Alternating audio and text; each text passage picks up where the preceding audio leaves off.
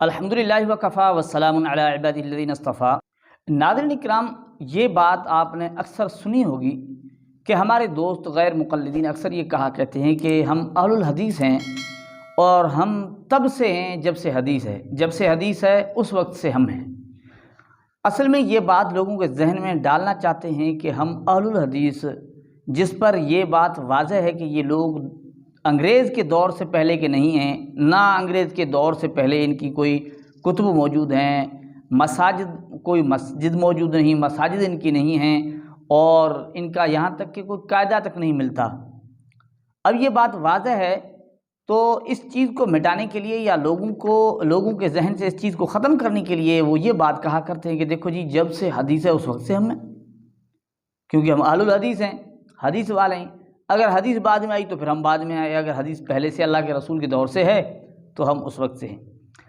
اب اگر ان کی بات مانی جائے تو پھر ہم اہل القرآن کی بھی بات مان لیں۔ وہ اہل قرآن کیا کہتے ہیں کہ بھئی ہم کب سے ہیں؟ جب سے قرآن ہے اس وقت سے ہم ہیں۔ اگر قرآن بعد میں آئے تو ہم بعد کے ہیں، اگر قرآن اللہ کے رسول کے دور سے ہے تو ہم اس دور سے ہیں۔ تو یہ بات غیر مقلدین کی، جو اپنے آپ کو اہل الحدیث کہتے ہیں، بالکل غلط ہے اور قطعاً غلط ہے۔ ہم آپ کی خدمت میں اس ویڈیو کے ذریعے سمجھانا یہ چاہتے ہیں کہ وہ جو بہانے بناتے ہیں یا لوگوں کے ذہن میں جو بات ڈالنا چاہتے ہیں، جس طرح اکثر وہ یہ کہتے ہیں کہ دیکھیں جی، محدثین حضرات تمام اہل الحدیث تھے۔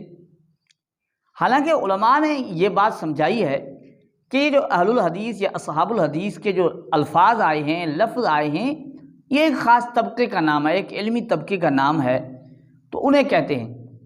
لیکن یہ کہتے ہیں کہ نہیں بھائی، وہ اس چیز کی معنی اس طرح لیتے ہیں کہ یہ محدثین جنہیں اہل الحدیث کہا جاتا ہے، یہ تقلید نہیں کیا کرتے تھے، کسی کے مقلد نہیں تھے، یہ فقط کسی کی بات ماننے کے لیے تیار نہیں، یعنی بغیر دلیل کے کسی کی بات نہیں مانتے۔ ان کے نزدیک تقلید یہ ہے نا، جو یہ سمجھایا کرتے ہیں۔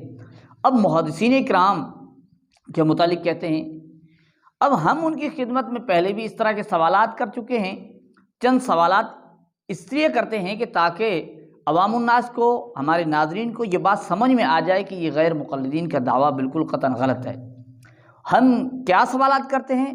پہلا سوال ہم یہ پوچھتے ہیں ان حضرات کی خدمت میں، ہمارے دوستوں یعنی غیر مقلدین کی خدمت میں، کہ دیکھیں صحیح البخاری کے اندر احادیث موجود ہیں۔ امام بخاری نے جو احادیث جمع کی ہیں، ظاہری بات ہے جو امام بخاری کو یوں سمجھو صحیح محسوس ہوئیں یا ان کے پاس جو پہنچی ہیں، ان احادیث کو انہوں نے جمع کیا۔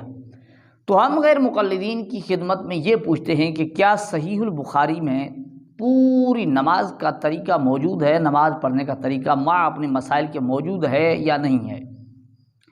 اب دوسرا سوال یہ کہ کیا صحیح مسلم کے اندر پوری نماز پڑھنے کا مع اپنے مسائل کے پوری نماز پڑھنے کا مکمل طریقہ موجود ہے یا نہیں ہے؟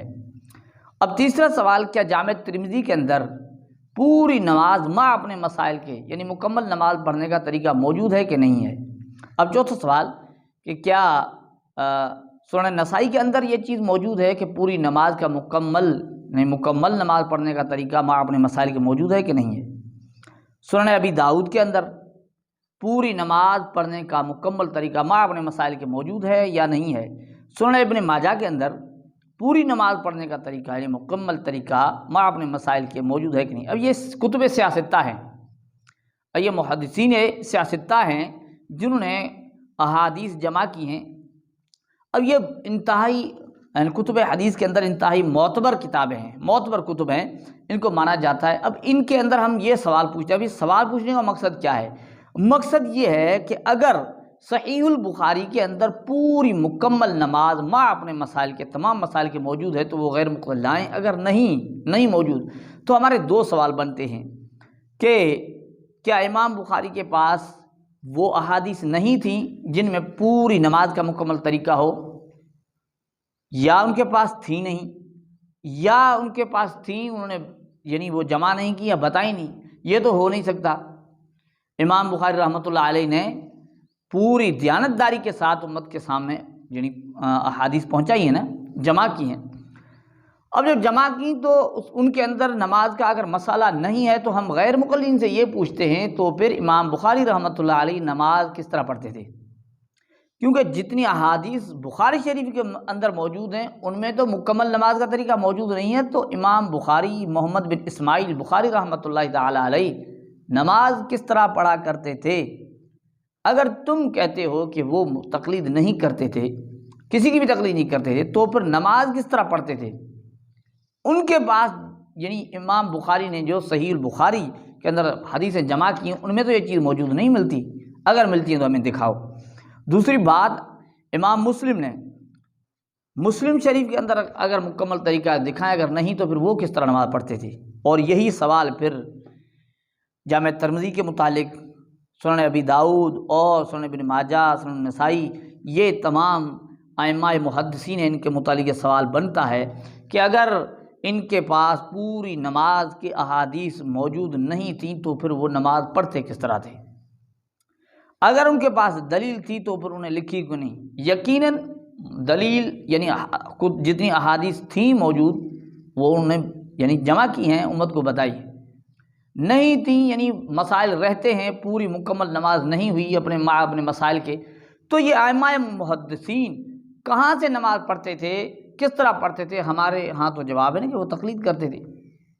اس میں تقلید کرتے تھے، مجتہدین کی بات کو مانتے تھے، لیکن غیر مقلدوں کے تقلید کا منکر ہے۔ اب وہ جواب کہاں سے لائے؟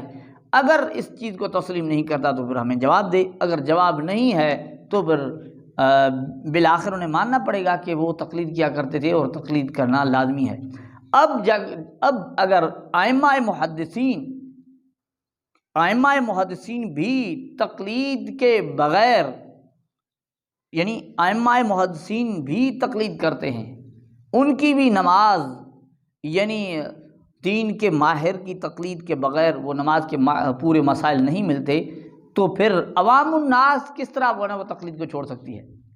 تو ناظرین کرام، اس کلپ کے اندر ہم یہ سمجھانا چاہتے ہیں کہ یہ غیر مقلد جو اس طرح کہتے ہیں کہ اہل الحدیث ہمیشہ سے ہیں، یعنی جب سے حدیث ہے اس وقت سے اہل الحدیث ہیں، تو یہ بالکل غلط بات ہے۔ یہ بعد کے ہیں، یہ ایک طبقے کا نام ہے، اور یہ جو کہتے ہیں کہ محدثین حضرات تقلید نہیں کیا کرتے تھے، یہ بھی بات غلط ہے۔ ائمہ محدثین بھی مقلد تھے۔ اب یہ بات ہے کہ دیکھیے کتب سیاستہ کے متعلق یہ بات آپ کے سامنے آ گئی کہ ان کے ہاں بھی یعنی پوری نماز نہیں ملتی تو پھر کیا ہے، وہ تقلید کرتے تھے، تب تو پوری نماز ہوتی تھی یا وہ ادھوری نماز پڑھتے تھے۔ تو ناظرین کرام، یہ فقط غیر مقلدین کا ایک قسم کا دھوکہ ہے، جس سے ہمیں بچنا چاہیے اور ہمیں بخوبی سمجھنا چاہیے۔